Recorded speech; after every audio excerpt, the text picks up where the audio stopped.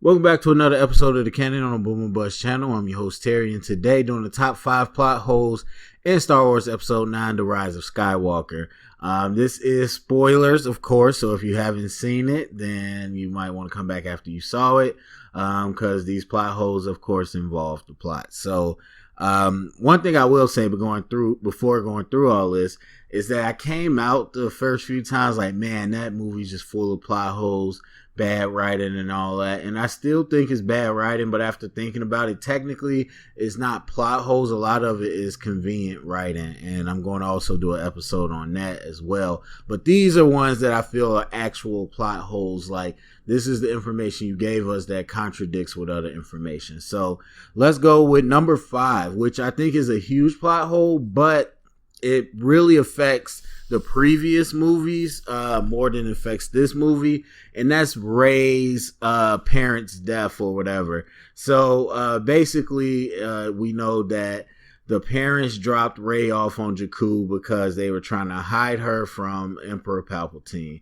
And the bounty hunter, I don't know how to pronounce it. It sounds like OG to me. I keep calling him OG, but or not the bounty hunter, the Jedi hunter, OG. He was chasing them, found the parents.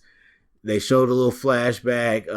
She's not there, and then he kills them.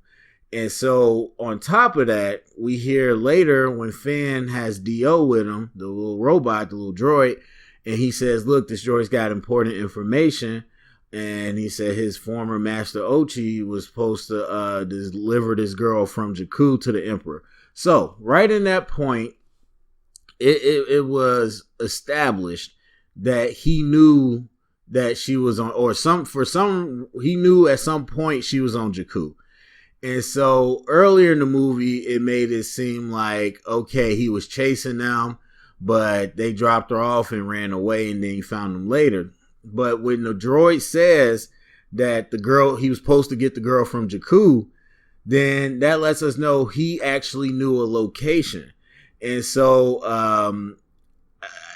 from that point, I would have to think if it's the Emperor who's looking for him, if he's willing to kill his own son to look for her, I think he would have stripped Jakku down to the bare bones for as long as it took to see if she was there. Not to be like, okay, they said she's not there, oh well, and then just leave it alone for years. I would have to think that he would know she was there. Or not know, but he would at least want to find out for himself and have people search until they knew if she was there or not. So that's a big plot hole that kind of rewrites the other two movies as well. So anyway, number 4, force sensing, the ability to sense people. This is so inconsistent all over this movie, and this kind of goes back to the same thing with Emperor and Rey. So the Emperor can talk to Kylo through his mind, can change his voice, can apparently give Snoke, who's a clone or whatever, he gave him force power somehow. He can do all these things. But you mean to tell me he couldn't sense that Rey was on Jakku? And even if it was she's not there, but you tell me he couldn't sense that she was actually there. So there's that. But then throughout the movie, it's the same way. It's just like, okay, you have Rey thought she blew up the ship with Chewie. She's like, oh my God, she's going crazy. Chewie's dead. But then later, she can sense that Chewie's on Kylo Ren's ship all the way in the sky. But I'm talking about like hovering over the planet. But you mean to tell me that she couldn't sense Chewie was alive or dead when she blew up the cargo ship, whatever, the transport, and the other transport was right there with Chewie? You mean to tell me she couldn't sense that? And so that makes no sense. And then the biggest one to me really is the Emperor.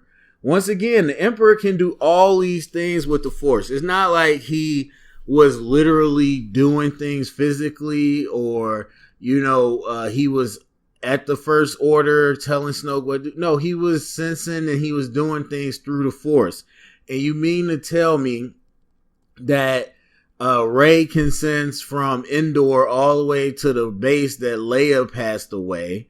You mean to tell me someone Force sensitive like Finn can sense Rey's hurt. Everybody's sensing people, but nobody sensed the Emperor for like 30, 40 years. Nobody sensed that he was the one or using the Force. No one sensed that he was in the Force. And so, I mean, you could probably try to explain it away with the dark side magic stuff, but they never said anything, so I'm just calling that a plot hole, and at best is a convenient writing. Kylo's redemption. There's a lot of stuff wrong with this. Now, part of this is convenience writing, and it's going to end up in the convenience list as well. As far as this man's a murderer. I mean, he killed his dad. He killed his own dad on top of all the other people he killed. They started the movie off with him just killing a bunch of people. He's a killer. He's a murderer, and he wants to be on the dark side. I don't care how conflicted he is. And then he hears his mom say his name one time, and now he's a good guy. So that's already bad. But my biggest thing with it is, and I said this after, I thought this while I was watching the movie. Why, once he turned to, or he denounced the dark side, whatever he did, why didn't he still lead the First Order? Like, the First Order aren't Sith. The First Order aren't the dark side. The First Order is a bunch of resources that you're in command of. Like, with or without a lightsaber, you're probably one of the most powerful Force users out there that people are scared of. Why not then use the First Order to do what you want them to do? Like, you're still in charge. Even if they don't agree with it, you are in charge. And you could have dismantled the First Order. You could have used the First Order to attack. You could have did so many things. You could have used one of y'all world-destroying weapons to blow up the outer ring. I don't know, man. You could have did something. He could have continued to use the First Order. He just dips out of nowhere and decides, okay, nah, never mind. I'm going to just go at it by myself.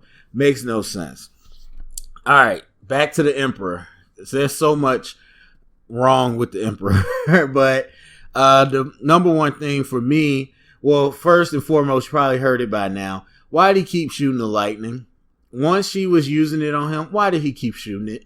Like, it wasn't some feedback loop. It wasn't some, thing where he got caught up. He's just shooting the lightning and she's pushing it back. Why do you keep shooting the lightning? Just stop. Stop using the lightning.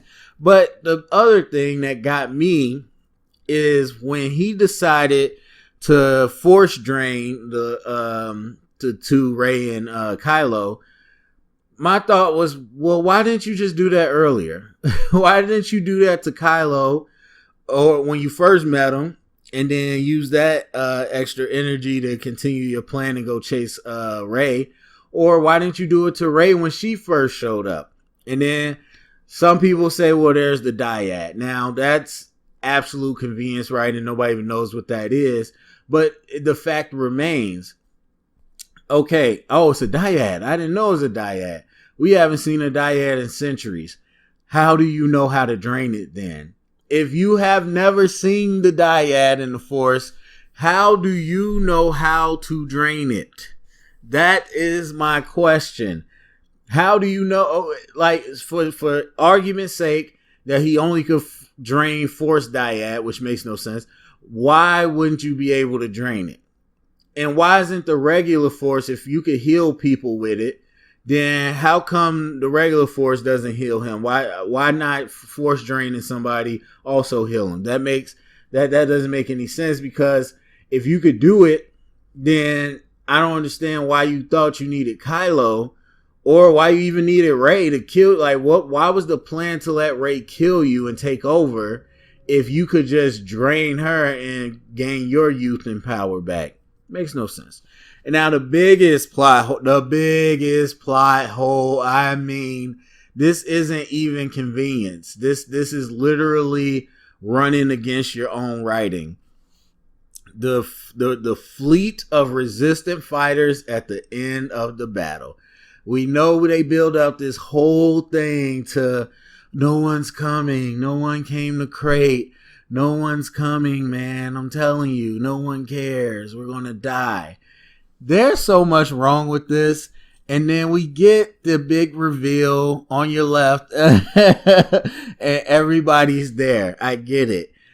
But the problem is that even let's say for whatever reason that the people wanted to fight, because as far as I can understand, you went a whole year, not one extra person decided to join the resistance. Nobody.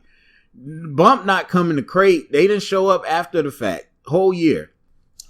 So even let's just say that people heard about Palpatine and was like, okay, now we want to fight because they got thousands of ships with Death Star technology and the most evil person in the history is back. Okay, now we want to fight. Makes no sense, but now we decide, okay, it's time for us to get in the game.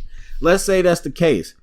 How the hell did he gather that many people in that short amount of time? Like, how was he able? Because they all came together. So it's not like you put out a broadcast and be like, hey, get here when y'all can. It seemed like did you put out a broadcast and then y'all met up together at 7-Eleven, like filled up the ship and then went out? Like, did you go around and ask people? How did he get that many people so fast? And once again, if it's that many people willing to fight, where were they this entire time? This isn't 2 minutes after The Last Jedi. This is a year. Where have they been? Makes no sense. So anyway, that's my top 5 plot holes for Rise of Skywalker. I keep wanting to call it The Last Jedi, but Rise of Skywalker. Go to the comment section. Let me know what you think. Are those plot holes to you? Do you have other plot holes that you thought were more pressing? Go to the comment section. Let me know. Thumbs up, subscribe, share it around, get the conversation started. And remember, if you heard it here, it's official canon.